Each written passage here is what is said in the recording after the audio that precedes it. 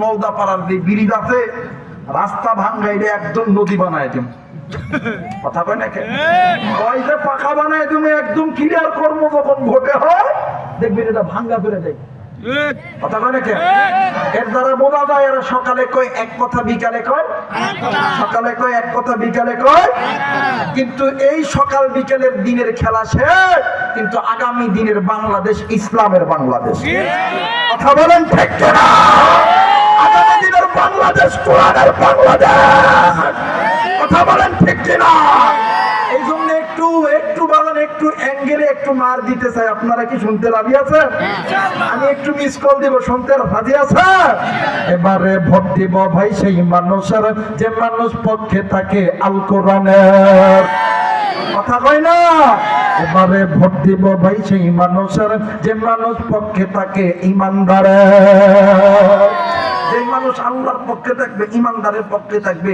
ও কোনোদিন রাস্তার টাকা মেরে খাবে না কথা বলেন মেরে খাবে ও ওয়াদা দিয়ে কোনোদিন ওয়াদা বরখেলাপ করবে না আল্লাহর ওয়াদা কোনোদিন মিথ্যা হবে না আল্লাহ বললেন পৃথিবীর মানুষ শুনে নাও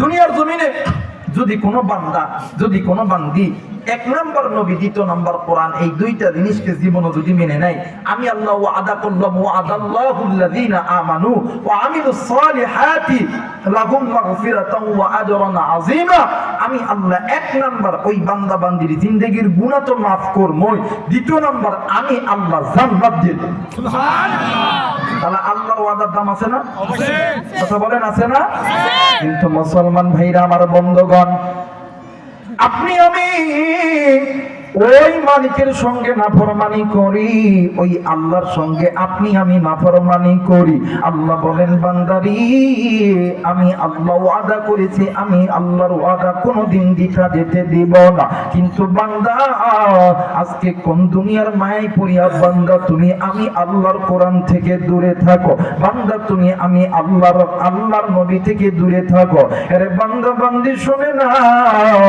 দুনিয়ার জমিনে যদি কোনো বান্দা বান্দি আমি আল্লাহর কোরআন মেনে নাও আমি আল্লাহ বলে দিলাম মিনাজ-জুলুমাতি ইলান নূর আমি আল্লাহর কোরআন ওই বান্দা বান্দীদেরকে অন্ধকারের পথ থেকে আলোর পথে নিয়ে যাবে আর বন্ধু মুফাসসিরিন কিরাম বলেন অন্ধকারের পথটা হইল জাহান্নামের পথ আর আলোর পথটা হইল আমার আল্লাহর জান্নাতের পথ একটু আওয়াজ করে বলেন সুবহানাল্লাহ আর একবার বলেন সুবহানাল্লাহ আর কুষ্টিয়ার বাবাজিরা আজকে এই কুষ্টিয়া নতুন নওগাঁপাড়ার যুবকদের কপাল কত ভালো এরা কোন মায়ের সন্তান এদের মা বাবা কত বড় ভাগ্যবান যেই মা খোরা হোক চুর হোক ডাকাত হোক বদমাইশ হোক কোন মা বাবা কি চাইবে তার সন্তান তার মানে কোন মা বাবার চোখের সামনে যদি সন্তানকে মারে কোন মা বাবা সহ্য করতে পারে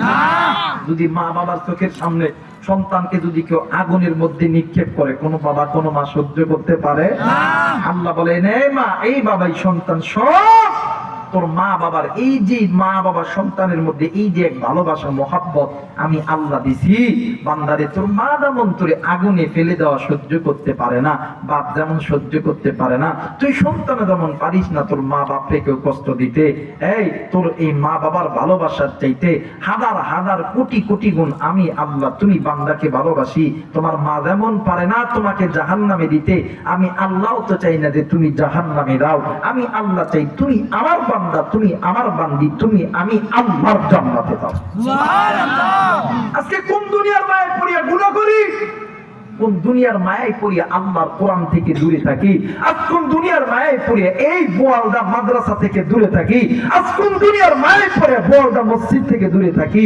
বাজার যেই মালিক আপনাকে আমাকে 5 বার মসজিদের মিনার থেকে ডাকে ওই মালিকের নাফরমানি কেমনে করি এই মালিক আপনাকে আমাকে খাওয়াই পড়াই এই মালিক আপনাকে আমাকে সুস্থ রাখছে ভালো রাখছে হাত দিছে কান দিছে বডি দিছে ওই মালিকের সঙ্গে কেমনে নাফরমানি করি আল্লাহ বলেন এই বান্দা শোন এই আমি আল্লাহর কোরআন আর নবীটাকে মান আমি আল্লাহ ওয়াদা করতেছি বান্দা আমি আল্লাহর ওয়াদা কোনোদিন মিথ্যা হতে পারে না যারা বলেন পারে না আরে সাহাবীরা নবীর জন্য আল্লাহর জন্য জীবন দিছে রক্ত দিছে আর তোর আমার তো জীবন দেওয়া লাগে না, এটা মুসলমানের দেশ। তুমি আল্লাহর হুকুম মানতেও তো তোমার যদি কষ্ট হয়, তুমি মুনাফিক, তুমি মুসলমান নও। আগের যুগে কাফের ইহুদি বেঈমানদের সঙ্গে মুসলমানরা যুদ্ধ করেছে, ঠিক কথা বলে কেন? আর মুসলমানের দেশ যুদ্ধ লাগে না, জিহাদ লাগে না, আমি আল্লাহর হুকুম ফরজ ইবাদত এইটাই মানতে পারি না, এই বেটা কোনোদিন মুসলমান হইতে পারে? কথা বলেন পারে?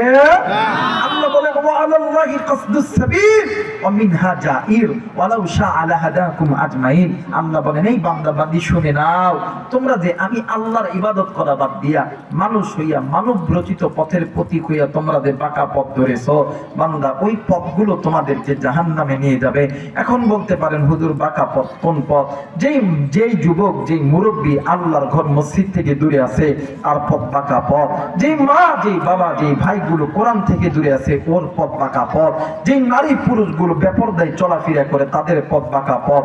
সুদখোর, ঘুষখোর, জেনাখোর, চোখের গুনাহ, হাতের গুনাহ, এদের পথগুলো বাঁকা পথ। আর এই গুনাহগুলো তোমাদেরকে দুনিয়াও বরবাদ করবে, আখিরাতটাও বরবাদ করবে। আর মুসলমান যদি বুঝে শুনে আল্লাহর কোরআনটা ধরে নাও, আল্লাহর কোরআন তোমাকে আমাকে আল্লাহর জান্নাতে নিয়ে যাবে। সুবহানাল্লাহ। এই কোরআন আল্লাহর নাযিলকৃত কিতাব, বিশ্বাস হয়? অবশ্যই। কথা বলেন, বিশ্বাস হয়? অবশ্যই। দুনিয়ার জমিনে যত কিতাব আছে, গীতা বলেন, মহাভারত বলেন, ত্রিপিটক বলেন, বাইবেল বলেন, পুরাণ বলেন, মন্দাবিদ্যা, মনোমন সংকৃতি, তৌরিত, জবর, ইনজিল, যত কিতাব আছে, চ্যালেঞ্জ কোন কিতাবের মাননেওয়ালা বলতে পারবে না তার কিতাব মানলে তার স্রষ্টা তাকে মাফ করে দিবে।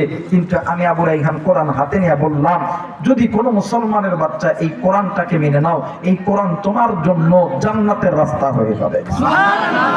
আজকে বলেন না সুবহানাল্লাহ? সুবহানাল্লাহ। আরেকবার বলেন সুবহানাল্লাহ। মুসলমান ভাইরা আমার, বন্ধুগণ, এই জন্য কোন দুনিয়ার মায়ায় পড়িয়া